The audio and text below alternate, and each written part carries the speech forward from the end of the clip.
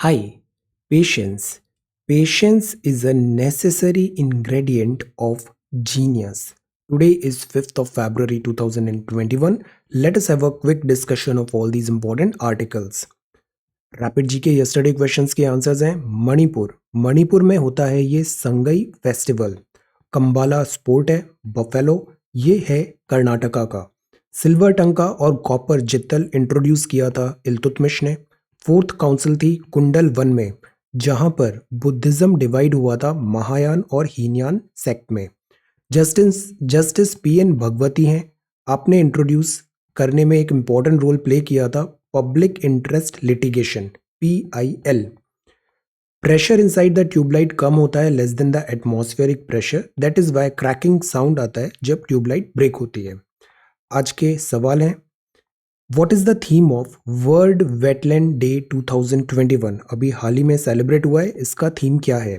हर घर हर पानी हर घर सफाई, ये एक मिशन है। ये किस स्टेट या यूटी में लॉन्च हुआ है?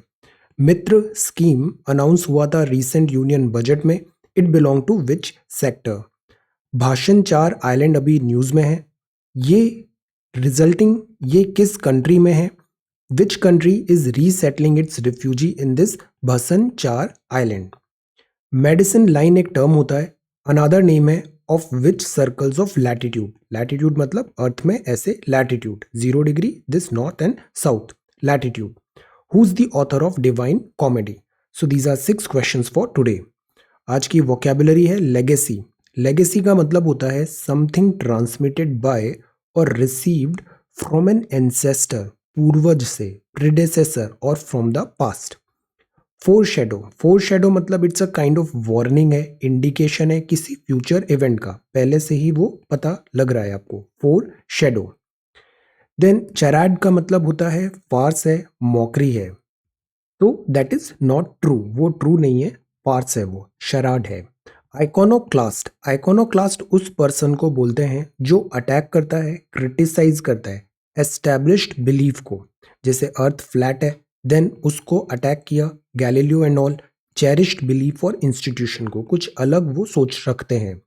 डी फैक्टो, डी फैक्टो मतलब describes practices that exist in reality. By law नहीं है बट एक्चुअल में वो चीज डी फैक्टो ऐसा है, even though they are not officially recognised by law. For example de facto head of government कौन है? De facto and de jure, एक डी जूर भी होता है by law. So these are some vocabulary words for today. If you come across any other word, write down that word along with its meaning in the comment section down below. आज के topics हैं 1 in 5 Indians exposed to novel corona virus, sero survey में बताया गया। EPF पहले होता था exempt exempt exempt, अब यहाँ पे टैक्स लगाने की बात है। Pious and sanctimonious, an inevitable showdown, missing the Gandhian imprint, काफी अच्छा आर्टिकल है, Gandhian imprint. Then a year on mind the gaps in the pandemic response. This is about board examinations. Hindustan aeronautics limited central vista revamp, और इसमें राजपथ का revamp specially. Then these are certain headlines, और आज ये बड़ा इंपॉर्टेंट टॉपिक है, भारत शासन अधिनियम 1919 का एक्ट। ये CSET के सॉल्यूशंस हैं and these are some questions. So today we are going to talk about all these important articles in next about 35 to 40 minute.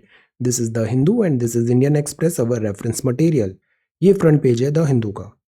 First है, this is Hindustan aeronautics limited को अभी 83 LCA तेजस mark 1 का deal sign हुआ है, but इसके साथ ही ये offer करेगा LCA aircraft Tejas for export. जैसे हम रफाल लेते हैं ना फ्रांस से, ऐसे हमारा जो तेजस है ये भी हम सेल करेंगे डिफरेंट कंट्रीज में। This is HAL। Central vista avenue redevelopment project का आज यहाँ पे बिगनिंग है। देन म्यांमार में फेसबुक इन्होंने ब्लॉक कर दिया है। ये जो फर्स्ट हेडलाइन है, that is about 1 in 5 Indians expose to novel corona virus, sero survey ने कहा। सेरो सर्वे, सेरो सर्वे मतलब हम एक ब्रॉडली देख रहे हैं कि पॉपुलेशन में एंटीबॉडी का लेवल क्या है। एंटीबॉडी के लेवल से हम इनडायरेक्टली एंटीबॉडी के लेवल से फाइंड आउट करेंगे कि क्या वो एक्सपोज हुए थे कोविड वायरस से। बिकॉज अगर एक्सपोजर हुआ है कोविड वायरस से, देन ओनली बॉडी में as a response mechanism this antibody develop हुआ है। So indirectly we are trying to find a gauge, trying to find a data कि कोविड-19 से कितने परसेंट पॉपुलेशन हमारे यहाँ इम्पैक्टेड हुई है? सो 1 इन 5 इंडियन, हर 5 में से 1 Indian expose to novel corona virus, ये बताया सेरो सर्वे में। जेंडर वाइज देखें तो फीमेल में 22.7% एंड मेल का 20.3, और एज वाइज डिस्ट्रीब्यूशन ये है। The idea is, the message is, the large proportion of the population remains vulnerable. COVID-19 is not over yet. Vaccines are necessary and there can be no complacency. ये जो complacency है ये नहीं होनी चाहिए, Covid में भी नहीं और एग्जाम्स में भी नहीं। I see so many students prelims qualify करते हैं, फिर वो कॉम्प्लासेंट हो जाते हैं, मेंस में सफ़र करते हैं। प्रीलिम्स क्वालिफाई करते हैं, मेंस क्वालिफाई करते हैं, कॉम्प्लासेंट हो जाते हैं, इंटरव्यू में सफ़र करते हैं। प्रीलिम्स मेंस इंटरव्यू होने के बाद भी दे गेट कॉम्प्लासेंट, रैंक नहीं आया, लिस्ट में नाम नहीं आया, तो अगले दिन फिर जीरो से स्टार्ट होगा prelims mains interview. So that is why complacency is not right. Rank भी आ गया बट डिजायर्ड रैंक नहीं आया तो फिर से एग्जाम लिखना पड़ेगा। सो जब तक you have not achieved your this target, complacency नहीं होनी चाहिए। with regards to mask, social distancing and hand hygiene with respect to COVID-19. तो सी this is the data, exposure हुआ है, डेवलप्ड हुआ है, सम एंटीबॉडी, तो ये है फर्स्ट न्यूज। सेकेंड है, for affluent EPF is not nest egg but goose that lays golden eggs. ये जो ईपीएफ था ना, ये सोशल सिक्योरिटी के लिए काफ़ी इंपॉर्टेंट स्कीम है, employ provident fund. Employ provident fund क्या होता है, जैसे हमारे यहाँ एक तो ऑर्गेनाइज्ड सेक्टर है, दूसरे अनऑर्गेनाइज्ड सेक्टर है। अगर आप कहीं काम कर रहे हो तो एम्प्लॉय को बहुत सारे यहाँ पे प्रोटेक्शन की प्रोविजंस होते हैं, सेफ्टी नेट होता है। ऐसा ही एक होता है एम्प्लॉय प्रोविडेंट फंड, ईपीएफ। इसमें 12% each by employ and employer contribution होता है। मतलब तनख्वाह तो मिल रही है बट तनख्वाह का कुछ पार्ट सेविंग्स भी होना चाहिए। तो ये एक काइंड ऑफ मैंडेटरी सेविंग है।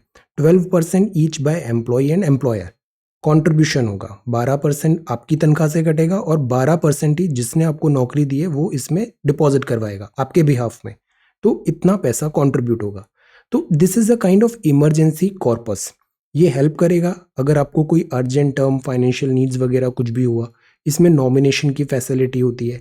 इंटरेस्ट रेट इसका मिनिस्ट्री ऑफ फाइनेंस डिसाइड करती है। प्री मैच्योर्ड विड्रॉवल भी है इमरजेंसी केस में, और ये एक पेंशन का भी काम होता है। तो अभी तक क्या था, यहाँ टैक्स बेनिफिट था, इसको रखा था एग्जेम्पशन एग्जेम्पशन एग्जेम्पशन कैटेगरी में।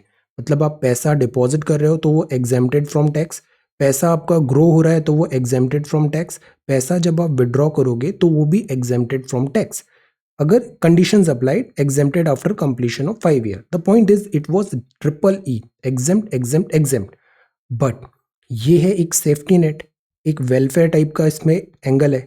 बट कुछ लोग हैं जिनका बहुत ज़्यादा इनकम है, जैसे एक डबल ई वाला अकाउंट मिला ईपीएफ का, उसमें 103 करोड़ बैलेंस है। तो क्या इस बैलेंस को भी एग्जेम्प्ट एग्जेम्प्ट एग्जेम्प्ट जैसी छूट देनी पड़ चाहिए? This is the point. So that is why सरकार ने एक ऊपर अपर कैप लगा दी है। Union budget has proposed to withdraw tax exemption from interest. Interest जो अक्रू होगा contribution to employ provident fund, अगर वो 2.5 लाख पर एनम से ज़्यादा इंटरेस्ट अक्रू हो रहा है तो वो एग्जेम्प्ट नहीं होगा, उसमें टैक्स लगेगा। This is the thing. 1.23 lakh high net worth individuals हैं जो टैप कर रहे हैं ईपीएफ, पर वो टैक्स फ्री इनकम है। अब टैक्स फ्री इसलिए किया था बिकॉज इसमें वेलफेयर था, बट ये ऑलरेडी इतने रिच हैं तो क्या इनको वेलफेयर एग्जेम्पशन देना चाहिए, इस बात पे ये सवाल है। और इसीलिए सरकार ने कहा कि they do not deserve kind of this exemption, so they should be taxed. इतने इंडिविजुअल्स हैं, कॉर्पस इतना है, तो 2.5 लाख से ऊपर अगर इंटरेस्ट आपका अक्रू हो रहा है इसमें ईपीएफ में, तो उसमें अब टैक्स लगेगा। Interest accrued is more than 2.5 lakh. तो ये न्यूज़ है, इसमें अभी और भी आगे डेवलपमेंट्स होंगे, will have a look. Then this is the third one, Delhi police to probe international conspiracy. This is US government calls for dialogue, and this is NSUI. So this is the front page of the Hindu. ये editorial है, pious and sanctimonious. Pious and sanctimonious, government का जो जैसे कल response आया, कुछ international celebrities ने tweets किए, सेंसेशनलिज्म हुआ, government ministry of external affair ने तुरंत ये स्टेटमेंट दिया, MEA ने स्टेटमेंट दिया, it is advise these celebrity, ये एडवाइज है कि these celebrity to ascertain facts and properly understand the issues at hand. Before rushing to comment on such matters, because many a time जो celebrities होते हैं वो प्रेमा facie अपना एक comment दे देते हैं. Most of us Prema facie जो दिख रहा है उस पर कमेंट्स दे देते हैं, but many a times we are oblivious to certain facts, ground reality, intentions, etc. So that is why it is advisable कि before rushing to comment on such matter, you should fact check करना जरूरी है, understand the matter, then only react. Otherwise आपका callus comment जो होता है, आपने ऐसे ही ट्वीट कर दिया, ऐसे ही सपोर्ट कर दिया, इसके सीवियर कॉन्सिक्वेंसेस भी होते हैं. But the point is, government को भी क्या इतना थिन स्किन होना चाहिए कि किसी ने थोड़ा क्रिटिसिज्म कर दिया, एक ट्वीट कर दिया और आप उस पे वॉर फुटिंग पे खुद को डिफेंड करने में लग गए. तो government should also believe in fundamentals of our democracy. Our democracy is not that weak. Temptation of sensationalist social media होता है, सेंसेशनलिज्म की बात होती है, हैशटैग्स होते हैं, कमेंट्स होते हैं, especially one resorted to by celebrities and other, is neither accurate nor responsible. Many a times ये टेंडेंसी देखी गई है सोशल मीडिया में कि ये चीज़ दिखता है. द पॉइंट इज, एक बैलेंस होना ज़रूरी है गवर्नमेंट के एंड से भी और सोशल मीडिया के एंड से भी. बिकॉज यू नो, अगर हम इसको क्लोजली इस मैटर को देखें ऑब्जेक्टिवली, रैशनलिज्म में, रैशनैलिटी के साथ, तो हम इस बात से डिनाई नहीं कर सकते हैं कि सोशल मीडिया में मैन्युफैक्चरिंग होती है, सोशल इंजीनियरिंग होती है, इसका मिसयूज भी होता है. Eight the same time government हमेशा एक काइंड ऑफ सेंसरशिप लगाने की भी कोशिश करती है. तो ना तो ये एक्सट्रीम सही है ना ये एक्सट्रीम सही है. We need to find a balance. Rule of law होना चाहिए. This is pious and sanctimonious. Then this is an inevitable showdown. उसी के कंटिन्यूएशन में ये है कि जैसे सोशल मीडिया है, इस पे चेक क्यों ना लगाएं. यूएस में जो कैपिटॉल में जो सीन हुआ उसको किसी ने भी करेक्ट नहीं बोला है. इंडिया में जो 26 ऑफ जनवरी को रिपब्लिक डे परेड पे जो सीन हुआ दिल्ली में, उसको भी हम डिफेंड नहीं कर सकते. That was wrong. सो एक ज़रूरी है कि सोशल मीडिया का जो मिसयूज ज़्यादा हो रहा है उसको चेक करें. प्रोवोकेटिव पोस्ट होती है, प्रोवोकेटिव पोस्ट होती है. जैसे let us take this example, when you are angry you say something, but after a while many a times ऐसा होता है कि आपने जो इस गुस्से में मोमेंट में जो कहा, आप you don't actually mean that, right. But social media में आपने कोई ट्वीट कर दिया आउट ऑफ दैट रेज और आउट ऑफ एनीथिंग, बट वो सोशल मीडिया का पोस्ट किस तरीके से एस्केलेट होगा आपको आपको भी ये नहीं पता है. सो दैट इज वाई ये जो प्रोवोकेटिव बातें होती है इससे बचना चाहिए. While provocative post have no place on any platform, but free speech should not be hit. अब इसमें एक बहुत फाइन बैलेंस है. प्रोवोकेटिव पोस्ट को अवॉइड करना है, but at the same time free speech को कर्टेल नहीं करना है. एक बैलेंस है. जैसे फंडामेंटल राइट्स मिले हुए हैं, फंडामेंटल राइट्स के साथ ही आती है रेस्पॉन्सिबिलिटी. आपको फंडामेंटल राइट है बट सामने वाले का भी फंडामेंटल राइट है. So there has to be balance. ये एक एब्सोल्यूट टर्म नहीं है, ये एक क्वालिफाइड टर्म है. तो आपको फ्री स्पीच मिला है, बट इसका मतलब ये नहीं कि आप उसको प्रोवोकेटिव पोस्ट में कन्वर्ट करेंगे. अगर कन्वर्ट करेंगे देन फिर law should take its course, और फिर आपको इसके लिए अकाउंटेबिलिटी सेट करनी पड़ेगी और पनिशमेंट देना पड़ेगा जो कल्प्रिट है. तो government versus influential tech companies, यहाँ पे एक डिबेट चल रहा है. हमने यूएस का लॉ भी देखा था. ये जो टेक कंपनीज हैं ये प्लेटफॉर्म प्रोवाइडर्स हैं. तो टेक कंपनीज में जो पोस्ट हो रही है उसके लिए ये टेक कंपनीज जिम्मेदार नहीं है. जो पर्सन है जिसने पोस्ट किया है, दैट रेस्पॉन्सिबिलिटी, अकाउंटेबिलिटी उसके ऊपर है. इस बात से ही इन कंपनीज का इतना ज़्यादा ग्रोथ एक्सपोजर हुआ है. बट द पॉइंट इज, उस यूज़र पे चेक कैसे किया जाए.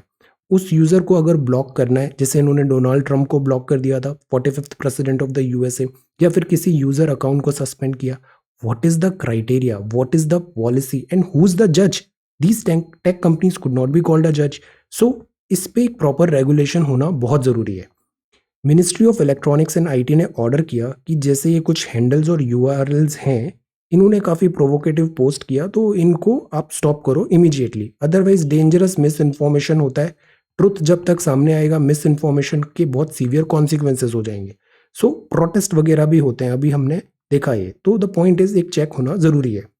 गवर्नमेंट के पास क्या टूल है, तो गवर्नमेंट का जो इनिशियल ऑर्डर है वो इशू होता है section 69A of information technology act 2000. इसके अंदर गवर्नमेंट डायरेक्ट कर सकती है इंटरमीडियरी को, इंटरमीडियरी मतलब Twitter, to block any information for public access. तो गवर्नमेंट के पास ये टूल है. गवर्नमेंट ने ये स्टेटमेंट इस टूल में कहा कि in the interest of sovereignty and integrity of India, defence of India, security of the state, friendly relations with foreign states और public order, preventing incitement to the commission of any cognizable offence relating to above. ये चीज़ अगर valid हो रही है तो IT act के through government उस यूज़र को, उस इंफॉर्मेशन को, उस यूआरएल को ब्लॉक कर सकती है। हमने इसी टूल के थ्रू चाइनीज ऐप्स भी बैन किए थे इंडिया में, दिस 69A। अब यूज ऑफ सेक्शन 69A भी क्रिटिसाइज होता है अगेन बिकॉज ये बड़ा एक टर्म है जिसमें बैलेंस होना चाहिए, इसका यूज भी है और मिसयूज भी है। गवर्नमेंट्स कई बार इसका मिसयूज भी करती है। तो सेक्शन 69A को क्रिटिसाइज किया जाता है कि इसमें सीक्रेसी बहुत है, but it was upheld by the Supreme Court in the landmark Shreya Singhal versus Union of India 2015. Why? Because safeguard and security is also important. अब ये जो एक लार्ज स्केल वायलेंस का है, इसमें पोटेंशियल सिमर हो रहा है फॉर लार्ज स्केल वायलेंस का, सो दैट इज वाई ये जो प्रोवोकेशन होता है of any kind is strictly unacceptable. हम केस स्टडीज भी करेंगे, हमें ये लाइन फॉलो करनी है। वायलेंस अगर वो हो रहा है, प्रोवोकेटिव हो रहा है, तो अकाउंटेबिलिटी सेट करना ज़रूरी है जिसने ये वायलेंस या प्रोवोकेशन स्टार्ट किया। और वायलेंस इन एनी फॉर्म कभी भी एनकरेज नहीं करना है, टॉलरेट नहीं करना है वायलेंस का।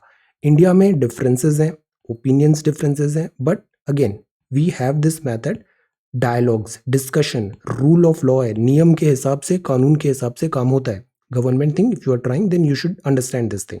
सो this is the thing, an inevitable showdown. और ये जो government versus influential tech companies का भी जो डिबेट है, ये भी एक काफ़ी इंपॉर्टेंट है, इस पर भी व्यू पॉइंट होना ज़रूरी है। अब जो नेक्स्ट है, ये आर्टिकल भी इससे ही रिलेटेड है, गांधीयन इम्प्रिंट। गांधीयन इम्प्रिंट, गांधी जी ने प्रोटेस्ट का तरीका बताया था सत्याग्रह।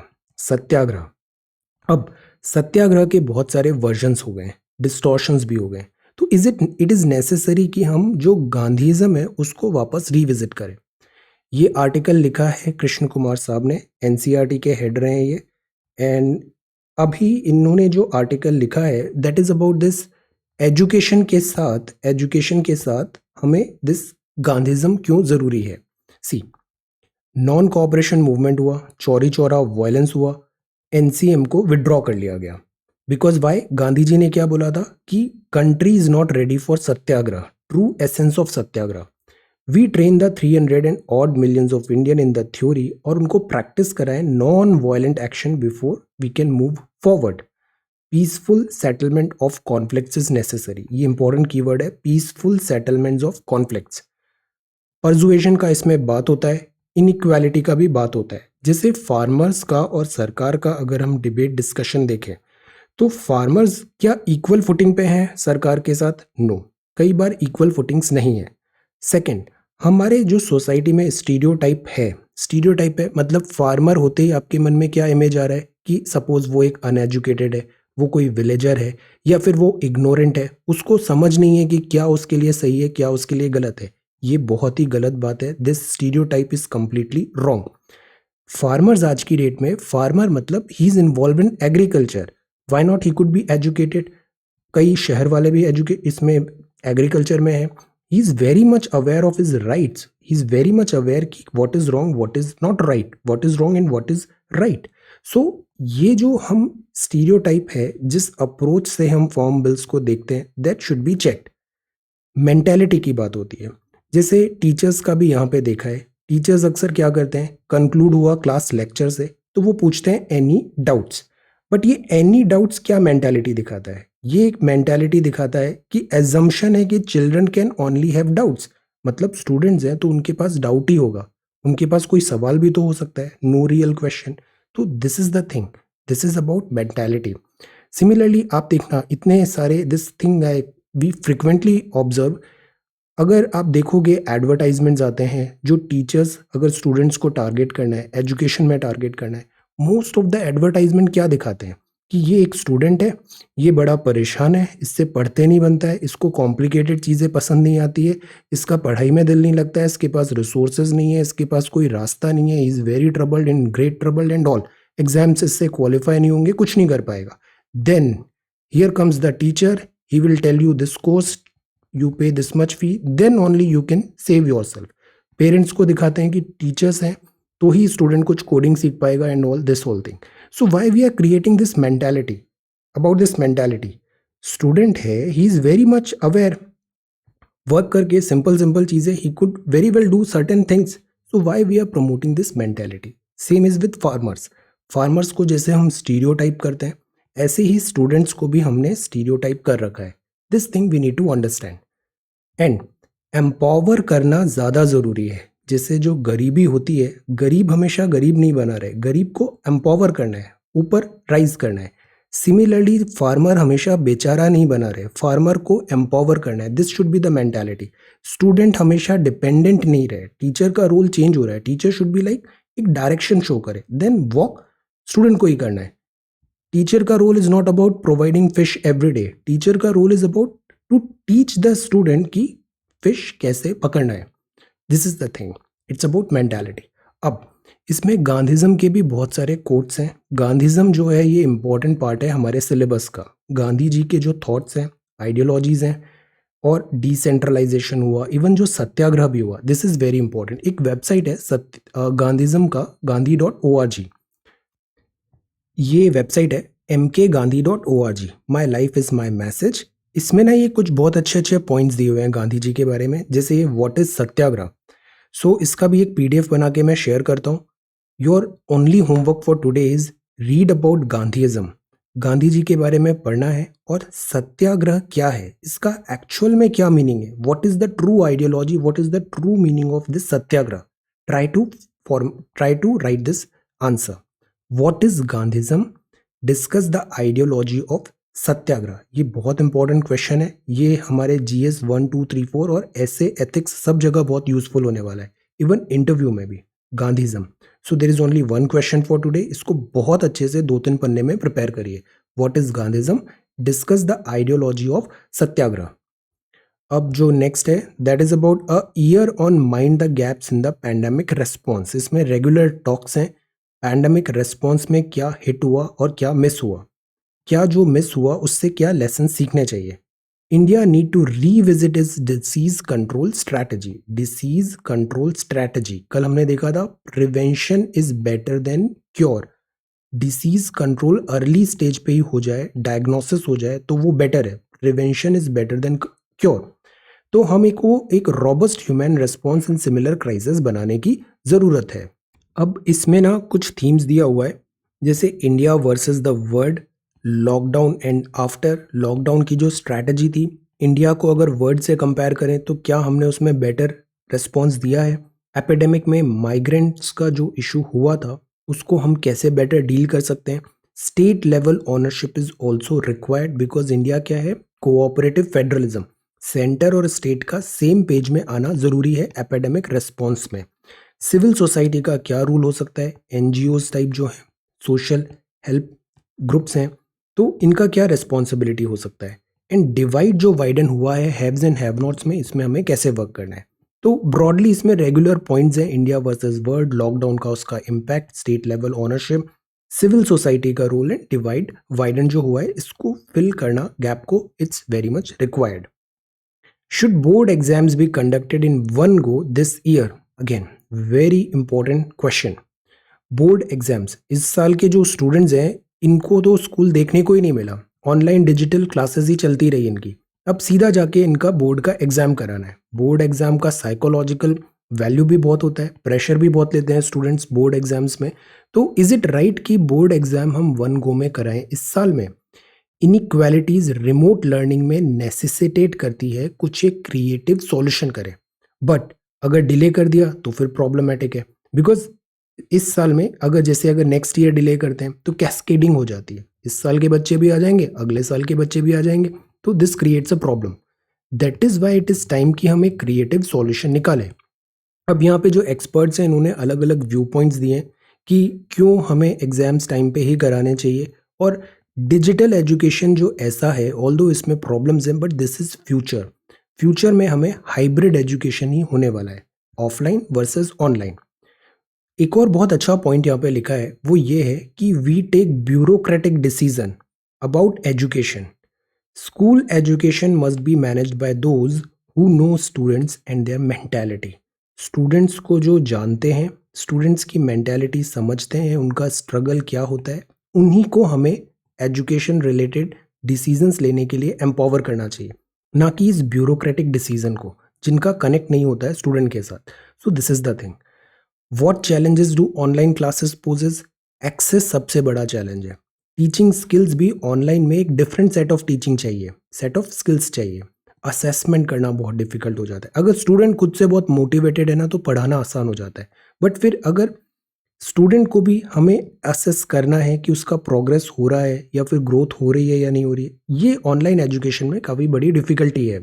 अटेंशन स्पैन कम होता है. Online assessment is difficult. Presentation, regulation, steep learning curve, it is there. Education अगर फंडामेंटल राइट है तो राइट टू डिवाइस भी उसमें होना चाहिए. गैजेट्स नहीं है, बेसिक गैजेट्स वो उनको प्रोवाइड कराना ज़रूरी है. मेजर इश्यूज क्या हैं? एक तो डिजिटल डिवाइड है इंफ्रास्ट्रक्चर का. एक्सपेंडिचर इज वन थिंग, और फिर क्वालिटी होना भी ज़रूरी है. ओवर्ट कमर्शियलाइजेशन बहुत ज़्यादा हो रहा है. This should be check. ये जो बड़े बड़े मल्टीनेशनल कंपनीज हैं एंड ऑल है. So again there is a teacher, फिर यहाँ पे स्टूडेंट है और बीच में आ गए हैं this corporates. This is creating a disbalance. एक डिस्कनेक्ट आ रहा है बिकॉज टीचर स्टूडेंट के बारे में बेटर डिसीजन ले सकता है. But here these MNCs are there and they are calling all the shots. तो एक डिवाइड हो रहा है दिस टीचर एंड स्टूडेंट में, और इसके कारण दिस कॉन्सिक्वेंसेज होते हैं एजुकेशन में. Therefore overt commercialisation is not right. Gross enrolment pattern India में अभी भी लो है. स्टूडेंट्स एनरोलमेंट, कैपेसिटी यूटिलाइजेशन नहीं है, and student to teacher ratio is also poor. Education में क्वालिटी होना ज़रूरी है. एजुकेशन को डेमोक्रेटाइज करना ज़रूरी है. डेमोक्रेटाइज मतलब स्टूडेंट्स आर सो यंग. इस एज में, इस ग्रुप में हमें डिवीज़न क्रिएट नहीं करना चाहिए कि this student belong to this section of society, या ये इस सेक्शन का है, इस ग्रुप का है, इस कास्ट का है. ऐसा ये डिवीज़न नहीं होना चाहिए. डेमोक्रेटाइज करना भी ज़रूरी है. एजुकेशन इक्वली सबको प्रोवाइड हो. जैसे स्कूल्स आप देखते हो, स्कूल्स में हैव यू एवर थॉट कि सबको सेम यूनिफॉर्म क्यों पहनाया जाता है? स्कूल में जो स्कूल की किताबें वगैरह होती है वो काफ़ी बेसिक बेसिक किताबें ही क्यों पढ़ाई जाती है? The reason is school level पे एजुकेशन, स्टूडेंट्स इस लेवल पे हमें इक्वालिटी का जो सेंस है वो रखना ज़रूरी है. सब स्टूडेंट्स बराबर हैं. डेमोक्रेटाइज करना ज़रूरी है. एजुकेशन और रियल लाइफ स्किल्स होनी चाहिए. अफोर्डेबिलिटी इज ऑल्सो इम्पॉर्टेंट और एक्सेसिबल होना चाहिए. So these are some pointers. अब इसमें डिसाइड कैसे करें कि बोर्ड एग्जाम्स लें या नहीं लें. The way forward in Myanmar. Myanmar back to zero आ गया है. म्यांमार में अब कैसे डील करें? एक तरफ मिलिट्री जनता है और दूसरी तरफ यहाँ की डेमोक्रेटिकली इलेक्टेड गवर्नमेंट थी. बट ये जो डेमोक्रेटिकली इलेक्टेड गवर्नमेंट थी इसका भी पास्ट रिकॉर्ड बहुत अच्छा रहा नहीं है. ऑंग सॉन्ग सूकी का for some time although Nobel prize भी मिला था पीस में, बट रोहिंग्यास की जब बात आया, ह्यूमन राइट्स की बात आया, तो इनका रेस्पॉन्स वॉज नॉट गुड. इस पे सवाल उठे. अब वर्ड यहाँ पे सैंक्शंस लगाए, बट म्यांमार क्लोजली इंटीग्रेटेड है. से इंडिया में भी नॉर्थ ईस्ट में सिक्योरिटी के लिए we need military. Myanmar military is important. Plus Singapore का इन्वेस्टमेंट है. सो द थिंग इज चीज़ें इतने क्लोजली कनेक्टेड है, इंटरकनेक्टेड है, तो जो regime of doctrine of sanctions है वो इतना ज़्यादा पे ऑफ नहीं करेगी यहाँ पे. चाइना का इन्फ्लुएंस कॉन्टिन्यूसली बढ़ता जा रहा है. चाइना मेडल कर रहा है इंटरनल मैटर्स में. अफगानिस्तान में चाइना रंगे हाथ पकड़ा गया. पाकिस्तान, चाइना पूरी तरह कंट्रोल कर रहा है पाकिस्तान को. नेपाल अभी टर्मोइल चल रहा है, वहाँ पे भी this protest and all. Myanmar में डिस्टर्बेंस हो गए. श्रीलंका में डिस्टर्बेंसेस हो रहे हैं. So this is a very very very scary thing for us. So this is also one thing. Myanmar, the expert and the journalist. अब जर्नलिज्म में भी डेमोक्रेसी आ गई है, डेमोक्रेटाइज हो गया है. So everybody is a journalist. But where is this accountability, ethos, responsibility of journalism? People want to say things, but they do not want to get this accountability. जिम्मेदारी नहीं चाहते हैं. This is the thing, the expert and the journalist. Hindustan Aeronautics Limited planning to export light combat aircraft. Wonderful news. HAL manufacturing भी होगा और हम इसको export भी करेंगे. So why can't India become a major importer? हैं हम जो डिफेंस इक्विपमेंट से, उससे हम एक मेजर एक्सपोर्टर बने. सिप्री की रिपोर्ट आई थी, India is one of the biggest importer of defence equipments. Export भी ज़रूरी है. Indian air force foreign friendly countries को ये दे सकता है, ये बात कहा HAL में। इंडिजिनस कंटेंट इसमें 52% है, ग्रेजुअल रिफाइनमेंट होगा। MSMEs में भी बहुत ज़्यादा ट्रिकल डाउन होगा दिस मनी जो डील का हुआ है। इंडिया रेडी है to supply weapon system to Indian Ocean nations, ये बात है यहाँ पे। Aiming high, unmanned fighter gadgets and all हम सप्लाई करेंगे। So this is HAL। No nest egg है, सॉरी मारिया, पहले ही मारिया शारापोवा ने बोला था हु इज सचिन तेंदुलकर, तो इंडियंस जो हैं वो सब मारिया शारापोवा के दिस सोशल अकाउंट में गए एंड स्टार्टेड दिस। अब सचिन तेंदुलकर ने सपोर्ट किया तो अब वो Maria Sharapova, this is the thing, social media is a very dicey thing. Lok Sabha sees repeated disruption, this is Rajya Sabha, opposition observe silence for 194 farmer, this is poignant pause, barricades prevent MPs from meeting farmer at Gazipur। ये बात है राजपथ का, Rajpath revamp gets rolling. सी ये news ना हम काफ़ी time से cover कर रहे हैं। आई रिमेंबर 3 जून को ये न्यूज़ आना चालू हो गया था सेंट्रल विस्टा रिवैम्प का। ये राष्ट्रपति भवन है, नॉर्थ ब्लॉक साउथ ब्लॉक है, ये यहाँ पे अपनी परेड होती है ऐसे, और ये हमारा दिस इंडिया यहाँ पे हो गया।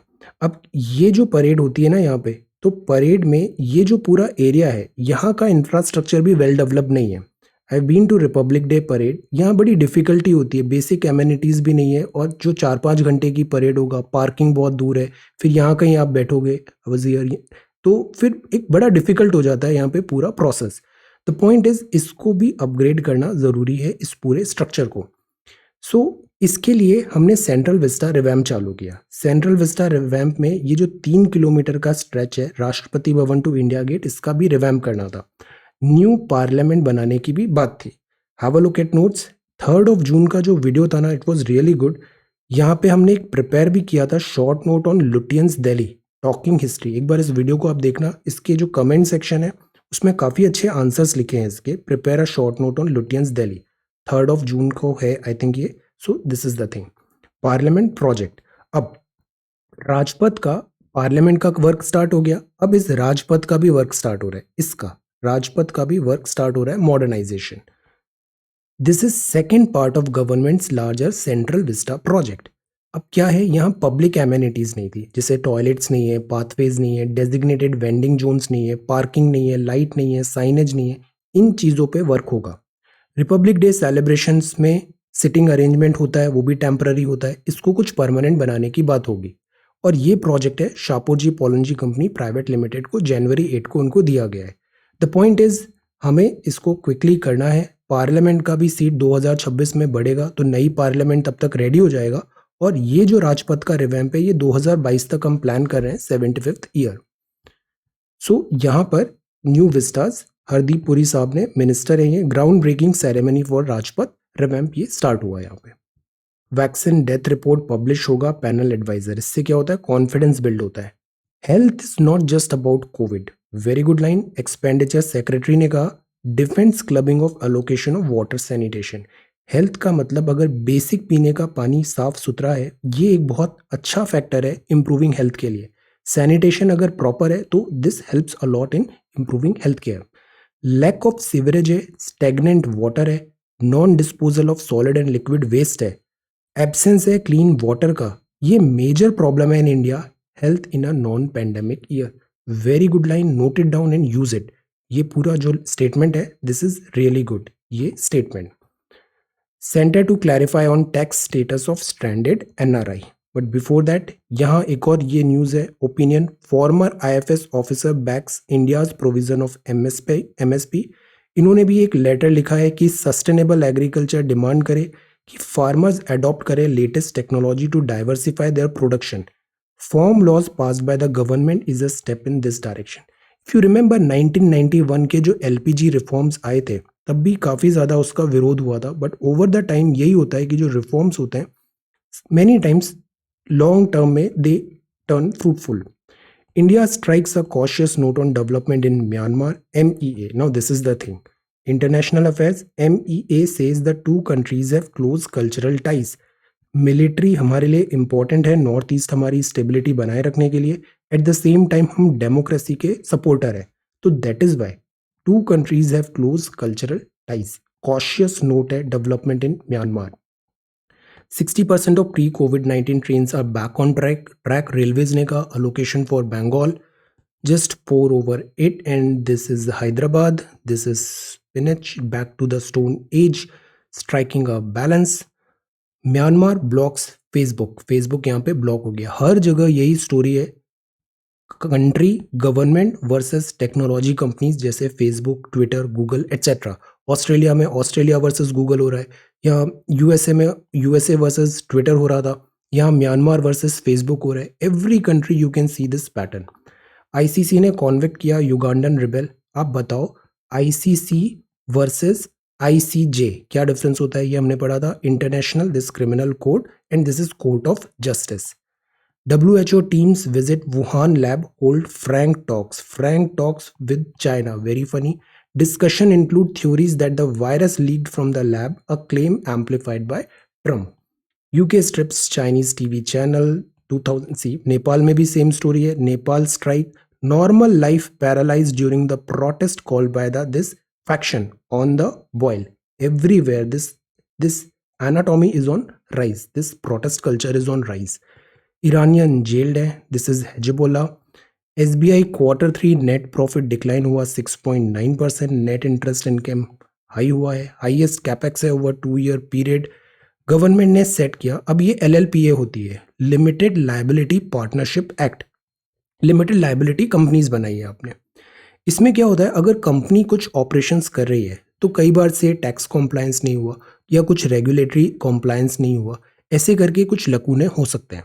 अब ये जो लकूने हैं तो क्या इनको क्रिमिनल इन नेचर में रखना चाहिए. बिकॉज अगर इसको क्रिमिनल इन नेचर रखेंगे तो जैसे कॉग्निजेबल है या फिर जेल हो सकता है, तो उस केस में जो कंपनी है वो बिजनेस का जो सेंटिमेंट है वो कम होता है, तो ईज ऑफ डूइंग बिजनेस के अगेंस्ट जाती है ये चीज़ें. So that is why corporate affair ministry ने बताया डीक्रिमिनलाइज किया है. जैसे कुछ कॉम्प्लायंस नहीं हुआ है तो आप वहाँ पे पेनल्टी लगा दो, फाइनेंशियल पेनल्टी लगा दो, बट क्रिमिनलाइज नहीं. Decriminalise 12 offences, omit a provision entailing criminal liability under the Limited Liability Partnership Act 2008. तो इससे क्या होगा, ईज ऑफ डूइंग बिजनेस बढ़ेगा. लॉ अबाइडिंग LLP का. ये बात है एनआरआई. अब लॉकडाउन हुआ, बहुत सारे फॉरेनर्स इंडिया में रह गए, बहुत सारे इंडियंस फॉरेन में रह गए, वो ट्रैवल नहीं कर पा रहे हैं बिकॉज ऑफ लॉकडाउन रिस्ट्रिक्शंस. अब उनको जो टैक्स लगाना है तो एनआरआई के भी रूल्स यहाँ पे कुछ रिलैक्स करने की बात है for this particular thing. 250 million Sundaram this profit. और ये अभी स्टार्ट हो गया चेपक. ये ग्राउंड बहुत अच्छा ग्राउंड है, Chepauk journey. This is about England's tour India. So this is the Hindu. ये इंडियन एक्सप्रेस है. शिमला में फर्स्ट स्नो आया 2021 का. ये क्या है, रिज है शिमला में. फर्स्ट स्नोफॉल हुआ थर्सडे को. US backs reform, flags internet cut. India ने ये बताया. Red Fort capital parallel. अब ग्रेटा थर्नबर्ग ने एक टूल किट शेयर किया. टूल किट मतलब एक मोडस ऑपरेंडी की कैसे प्रोटेस्ट करना है, what all required and all. So this is creator of tool kit, but इस पे भी काफ़ी बैकलैश हो रहा है. Farm exports defy overall trend in 2020. This is the thing. Green shoots. Form export मतलब दिस निर्यात. क्यों हुआ, क्योंकि इस बार बम्पर क्रॉप आया है, अच्छी बारिश हुई, विंटर भी लंबा हुआ. राबी होती है और खरीफ होती है. जो राबी क्रॉप होती है ना, ये ज़्यादा रिलायबल होती है. Second global agri commodity prices 6.5 year में इंडिया का बढ़ा. Export competitive and import costlier. तो ओवरऑल हमारा एक्सपोर्ट बढ़ा है. No, this is the thing. Export बढ़ेगा तो फार्मर इनकम भी बढ़ेगी. Farmer export defy overall trend in 2020. See 9.8% growth. Then iconoclast scholar थे Mr DN Jha.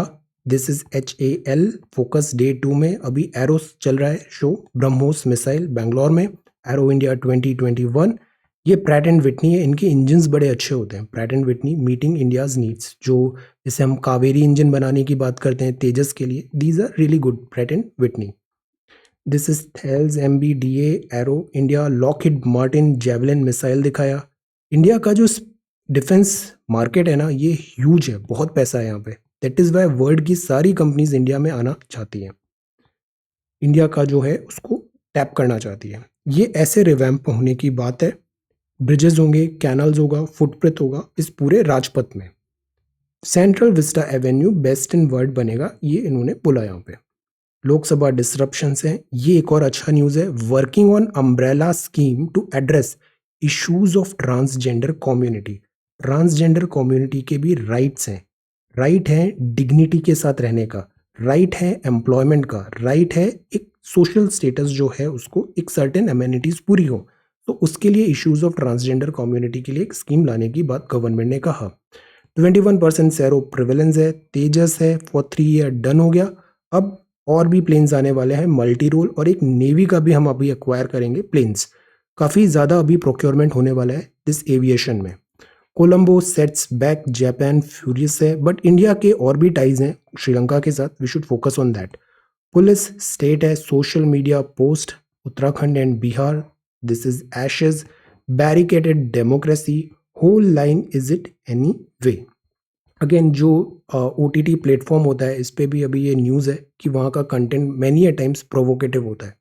The unmet health challenge है, फाइनेंस मिनिस्टर।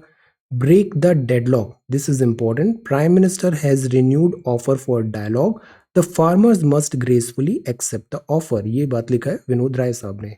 आप किस पोस्ट पे थे? कैग थे आप। The budgets vision explain section. Provident fund की बात है, प्रोविडेंट फंड 2.5 लाख से ज़्यादा अक्रू हो रहा है आपका यहाँ पे, तो दिस एग्जेम्प्ट नहीं होगा। 18th century invader, waste Bengal में अभी इलेक्शंस हैं।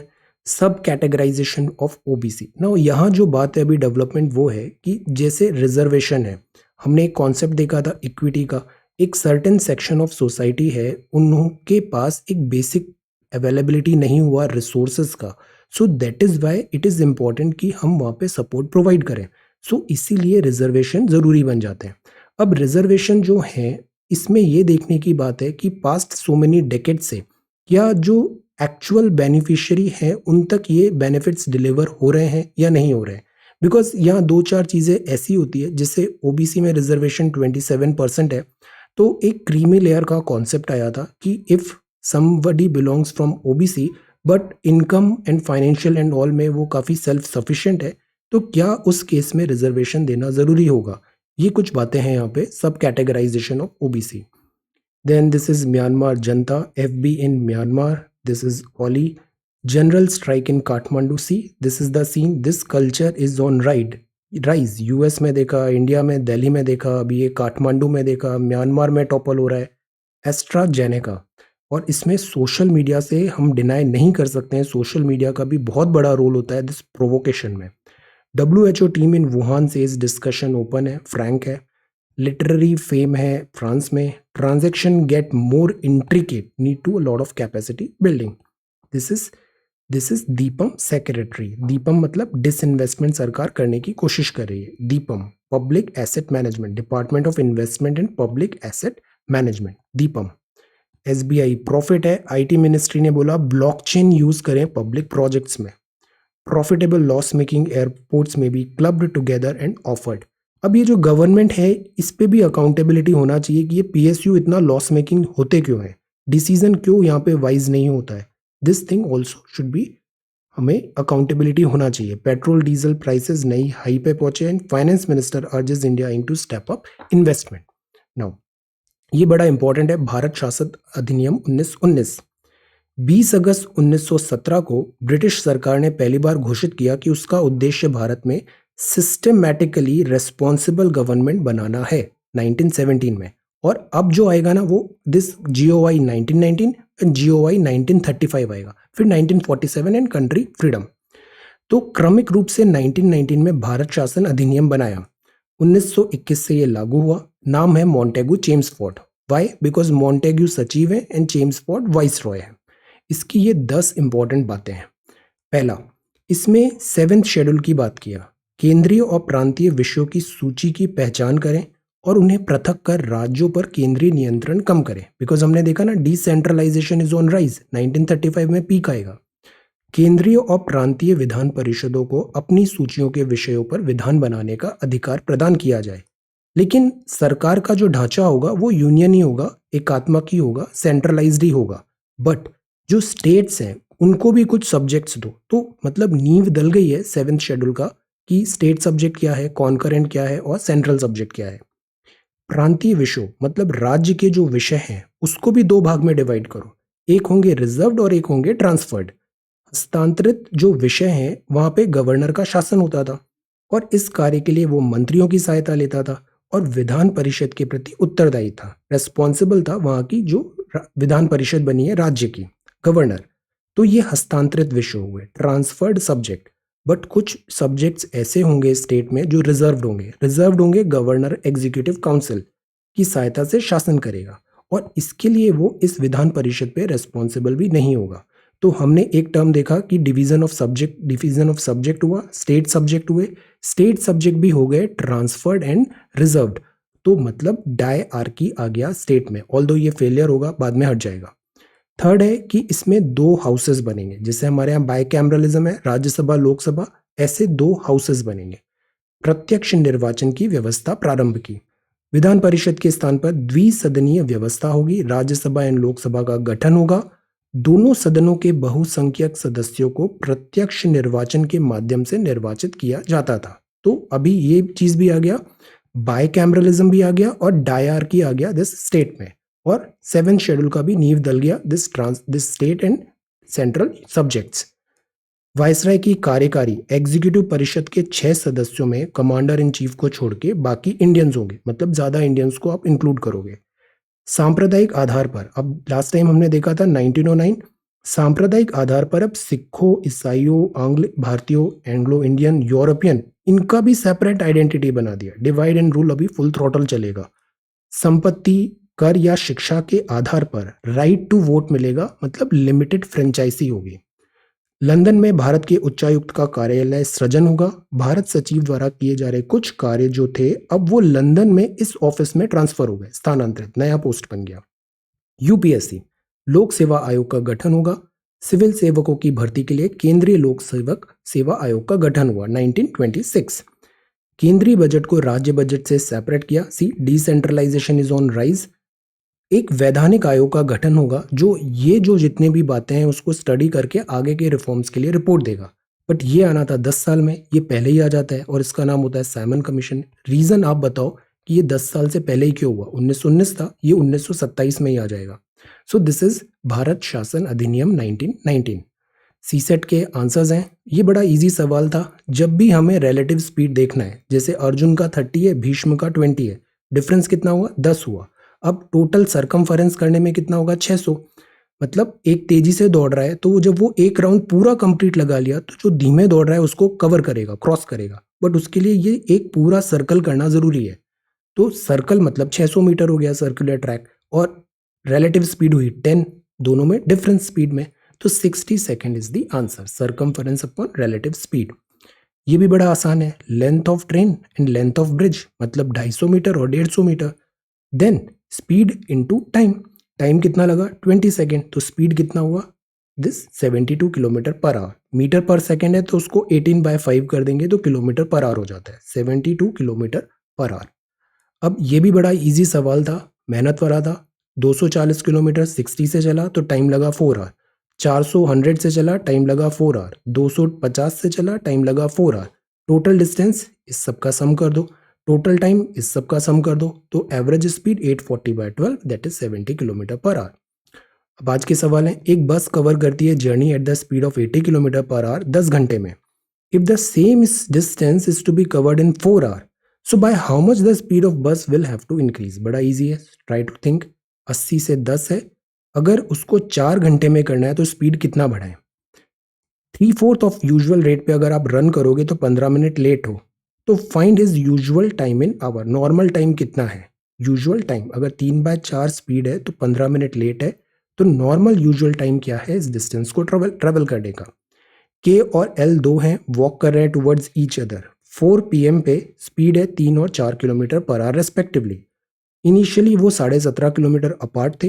Eight what time do they meet? बताइए। दोनों का अगेन रिलेटिव स्पीड है, बट दोनों टुवर्ड्स ईच अदर है ना, तो इसमें एडिशन हो जाएगा।